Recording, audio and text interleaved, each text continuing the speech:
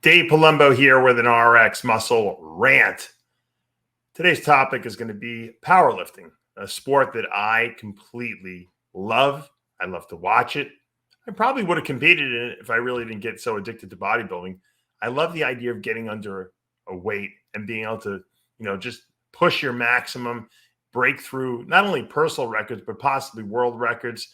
It's, to say I've done something that no one else has done is an amazing, amazing thing. And that's what I love about powerlifting. I love lifting, and to be able to do set PRs my whole career was something awesome. I remember the first time I benched 405, I was ecstatic. The first time I squatted 600 was super awesome. And the first time I deadlifted 600, I was blown away. That was something I never expected that I would ever do, because I just wasn't that strong when I started. So I completely love watching powerlifting. I like Raw. I like Equipped.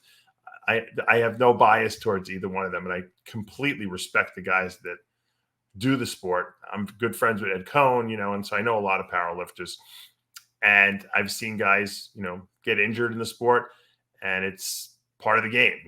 I got sent a video by a friend of mine, my paisan, Vinny from New Smyrna Beach, and he was at this World Powerlifting Championships, which is an Equipped organization, and one of the competitors, Tyler Snooky Roy, was under a squat bar with over 900 pounds on his back. I'll show you the clip.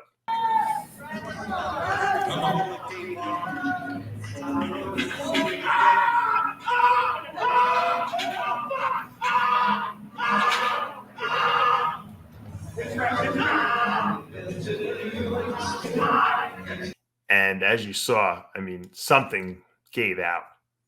Obviously, it looked like some kind of spinal compression, possibly, because he really didn't even go down with the weight. It was a brutal, obviously, injury, because he was in a tremendous amount of pain.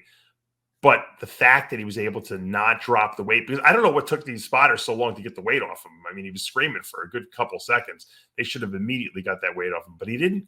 He didn't fall to the ground. So he was in a lot of pain, and he held that weight up until they took it off him, which was just shows what a pair of balls this guy has. It's pretty incredible that he was able to do that. Now, he's a young guy. He's in his 20s, I understand. If you look at his Instagram and watch some of his lifting, videos, this guy knows what he's doing. He's not some, jerk off who's in the gym putting on weight that he can't handle. He can handle these weights, and he made his lift before this one. So this is a guy who's a seasoned, power lifter. He has really good form and execution on all his lifts. I looked at his squat, his deadlift, his bench. He's got perfect form, and his body is made, he's short and compact. He's really made for powerlifting. But sometimes the body just gives out. What happened? I don't know.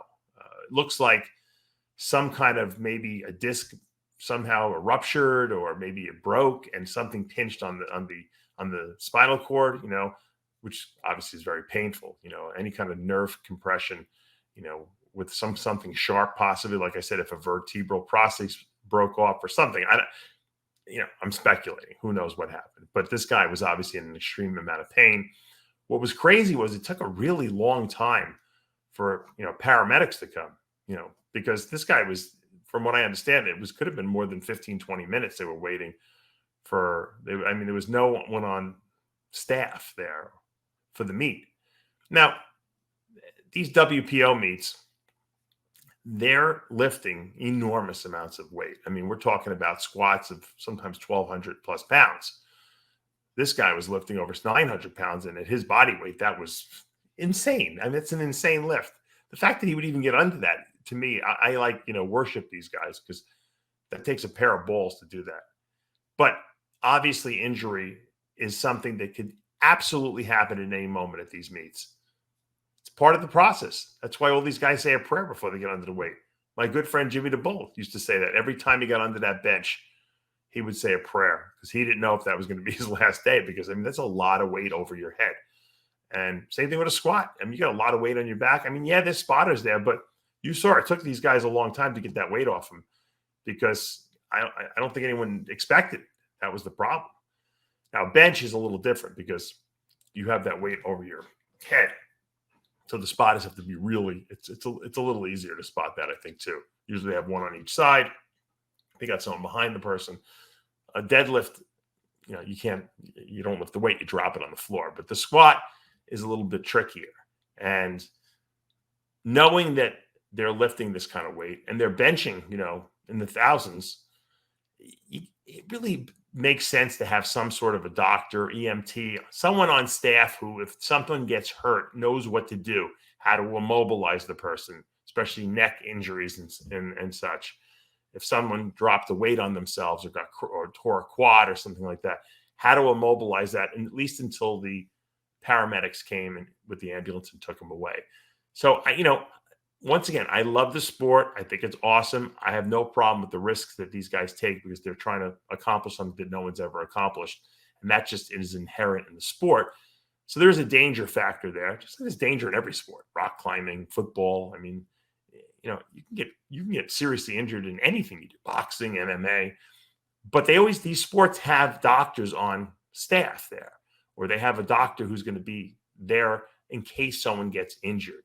So something that I think all of these powerlifting organizations should make mandatory to whoever promotes these events is that you have to have someone who has medical training on staff, whether it be a doctor, EMT, paramedic, whatever the case may be. Someone has got to know what's going on, because if they mishandle the person after an injury, a lot of times it could lead to paralysis. You're not supposed to move people, but there is a way to move people to, keep them in a position that's, not dangerous.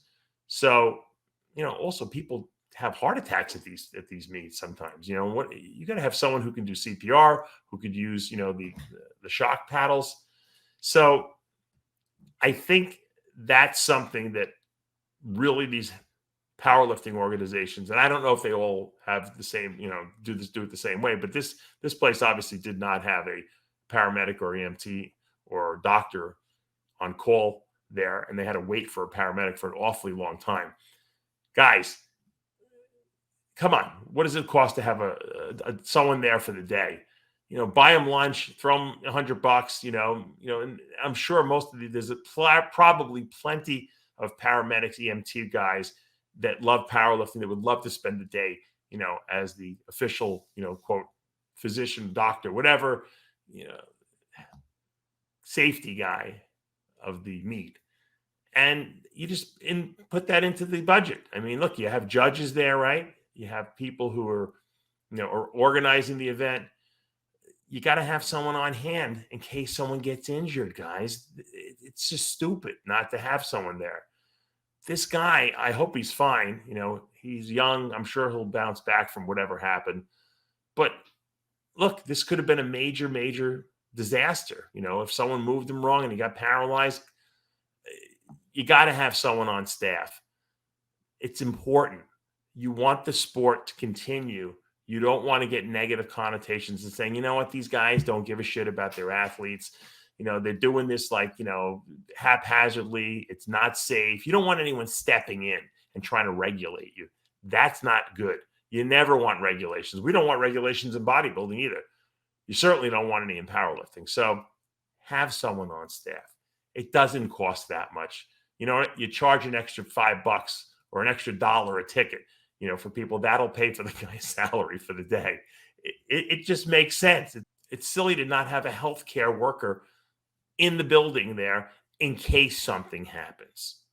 All right. I want to send out my prayers and healing energy to Tyler Roy. You can do this. You can get over this, and you'll get back under that squat bar one day, under that deadlift bar, and under that bench. You'll be going again. We all get injured at some point. I just want you to heal up. Obviously, we don't want to see any of our iron brothers or sisters in pain, and we don't want to see anyone get injured. And when they do get injured, we got to stand by them and give them all our healing energy so they can get back in the gym and doing what they love. Dave Palumbo with an RX Muscle rant.